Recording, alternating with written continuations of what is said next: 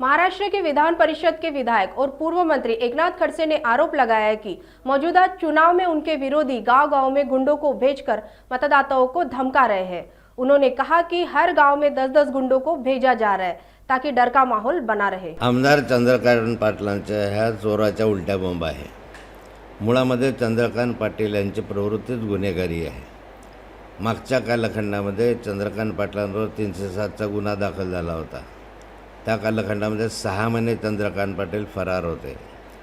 एक गुंड प्रवृत्तीचा माणूस यांची याची ओळख कायमची राहिलेली आहे। यांच्यासोबत जे कार्यकर्ते आहेत ते कसे आहेत ते सर्व समाज ओळखून आहे।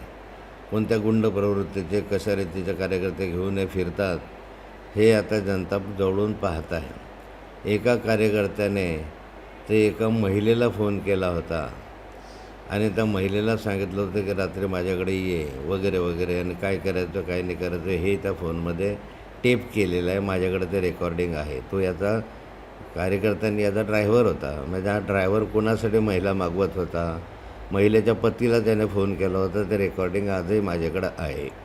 अनेक ठिकाणी अश्लील हरकत केल्याच्या नोंदी यांच्या कार्यकर्त्यांच्या संदर्भामधल्या आहे। आज मुक्ताईनगरच्या परिवर्तन चौकामधून मुली जातात शाळेमधल्या, त्या कशा सांभाळून जातात ही सर्व लोक पाहत आहेत। एकंदरीत पाहिलं तर या ठिकाणी गहू खेडाचा जो माणूस आहे त्याला ह्याने दडपशे न केलं, त्याने याचा भ्रष्टाचार उघड केला गहू खेडाच्या मधू पाटलांनी। कारण रस्ताच केला नाही, रस्त्याची बिलं काढले आणि त्याच्यावर दंबाजी करून त्याच्याकडून ते वदवून घेतलं। परत दुसऱ्या दिवशी तर माझ्याकडे आले काल मधू पाटील आणि त्याने परत स्टेटमेंट केलं की ह्यांनी माझ्याकडून दंबाजी करून स्टेटमेंट करून घेतलं।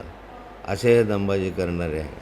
हल्ला झाला, जो हल्ला किंवा जो गोळीबार झाला त्या गोळीबारामध्ये जो विकी गुरचळ आणि जो कुणी माणूस जे 2 माणसं पकडले गेलेले आहेत